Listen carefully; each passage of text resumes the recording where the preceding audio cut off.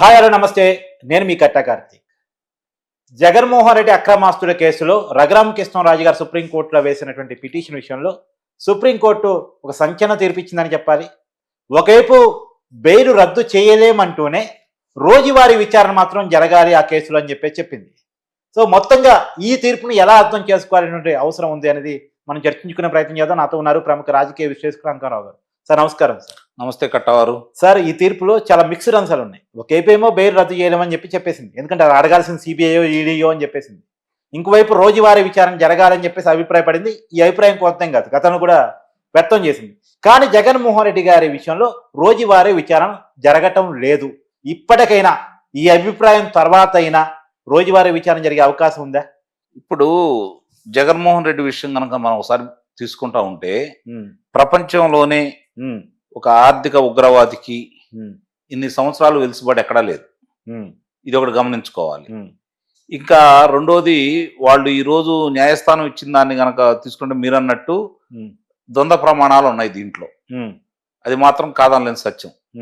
ఎందుకంటే అతను 5 సంవత్సరాలు అధికారంలో ఉండగా ముఖ్యమంత్రి అన్న ఒక దాన్ని అడ్డం పెట్టుకొని, నేను అక్కడికి వస్తే ఇన్ని లక్షల కోట్ల రూపాయలు ఖర్చు అవుతుంది కాబట్టి నేను రాలేను అని చెప్పని 5 సంవత్సరాలు న్యాయస్థానం మెట్లు ఎక్కల.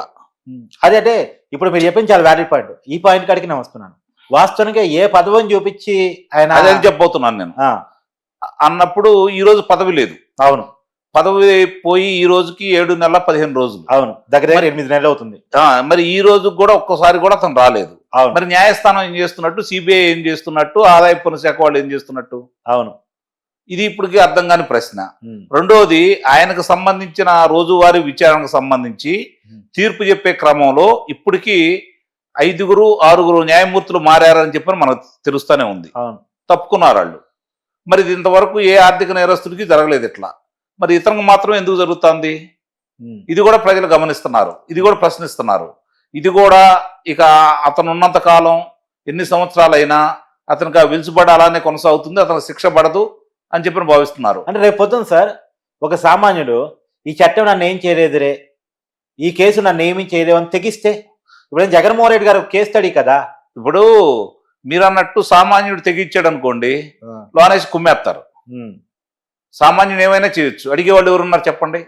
ఈ రోజుకి చిన్నది జేబు దొంగతనాలకు, లేకపోతే కూరగాయలు దొంగతనాలు చేసిన వాళ్ళకు, ఇలాంటి వాళ్ళు న్యాయవాదులను పెట్టుకునే స్తోమత లేని వాళ్ళు సంవత్సరాల తరబడి ఇంకా కారాగారంలోనే శిక్ష అనుభవిస్తారు. వచ్చే అవకాశం ఉన్నా తెలియక. రెండోది, ఆర్థిక స్తోమత లేని వాడు కూడా కొంతమంది ఇప్పటికీ కారాగారంలో మొగ్గుతానే ఉన్నారు కదా. అవును, అంటే మరి దీన్ని బట్టి అర్థమవుతుంది ఏంటి?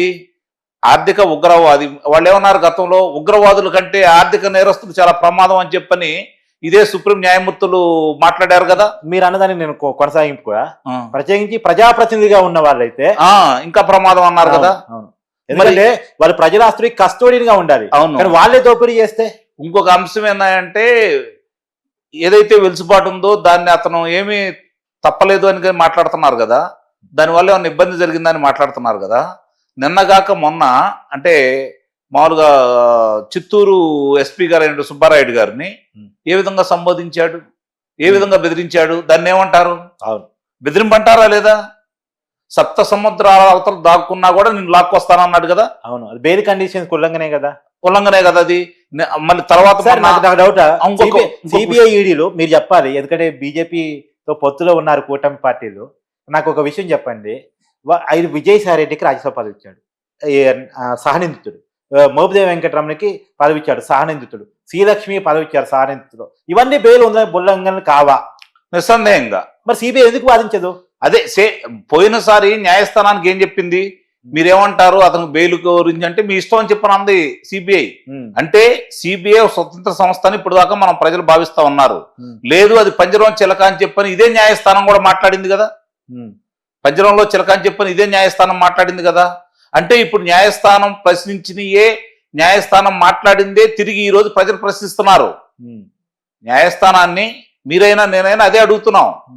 ఈ రోజు జరుగుతున్న వాస్తవాలు ఏంటి, జరుగుతున్న విషయాలు ఏంటి, ఆర్థిక నేరాలకు సంబంధించి పోని అతను ఆర్థిక నేరం చేయలేదనుకుంటే నిర్దోషాన్ని వదిలిపెట్టేసేయండి, గొడవంతా లేదు కదా. సార్ ఇంకొక డౌట్ కూడా ఇక్కడ, మీరు 2011లోనే 43,000 కోట్ల రూపాయలకు సంబంధించిన అక్రమాస్తులు సంపాదించాడని కేసులు పెట్టి దోషిగా నిర్దోషిగా తేల్చకపోతే మళ్ళీ అతను ముఖ్యమంత్రి కాగలిగాడు, మళ్ళా ఎమ్మెల్యే కాగలిగాడు, అంతకుముందు ప్రతిపక్ష నాయకుడు కాగలిగాడు. అంటే మళ్ళీ పదే పదే ప్రజా జీవితంలోకి వచ్చి దోసుకుంటున్నట్టే అర్థం, అడ్డుకోలేకపోతున్నట్టే కదా. ఇప్పుడు మీరు వెలుసుబాటు ఇచ్చిన దానికి 5 సంవత్సరాల పరిపాలనలో ఆంధ్ర రాష్ట్రం ఏమైందో చూశారు కదా. ఎన్ని లక్షల కోట్ల రూపాయల దోపిడీ జరిగింది. అంటే సిబిఐ ఈడీ నిర్లక్ష్యం వల్ల సఫర్ అయింది ప్రజలు కదా. అవును. ఇప్పుడు దీనికి మూల్యం ఎవరు చెల్లించాలి?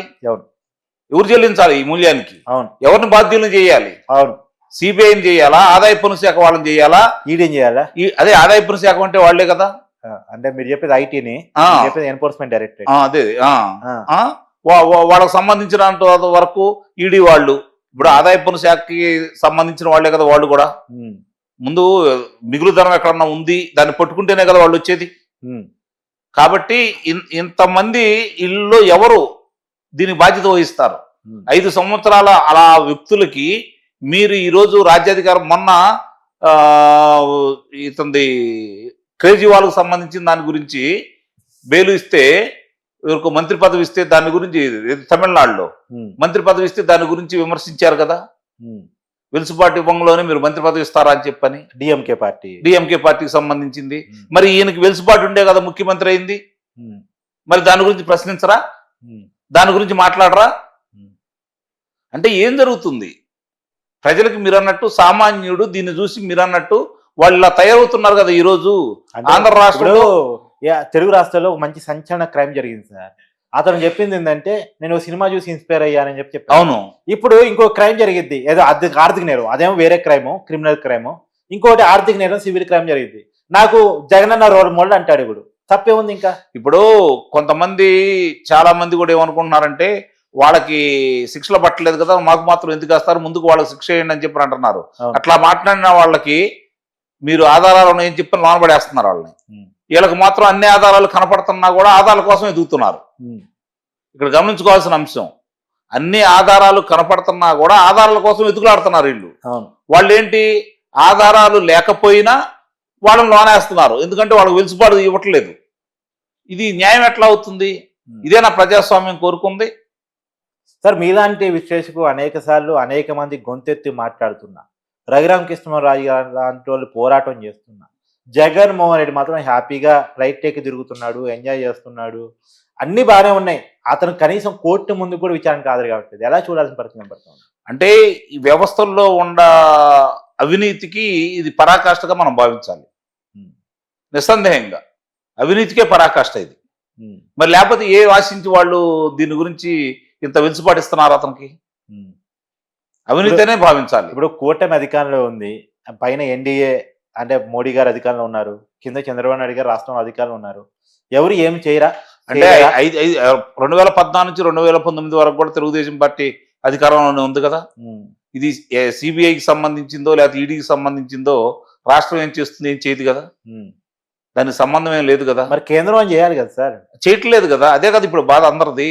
ఇప్పుడు నాకు తెలిసినంత వరకు ప్రపంచ చరిత్ర, భారతదేశ చరిత్రలో ఒక సిబిఐ సంబంధించిన వాళ్ళు ఒక నేరం ఫలానా అతను చేశాడని చెప్పి అభియోగం ఉన్న వ్యక్తిని అదుపులో తీసుకుందామని వెళ్ళి 3 రోజులు కాలయాపన చేసి రక్తహస్తాలతో ఎన్నుకొచ్చిన చరిత్ర కూడా సిబిఐకి దక్కింది కదా.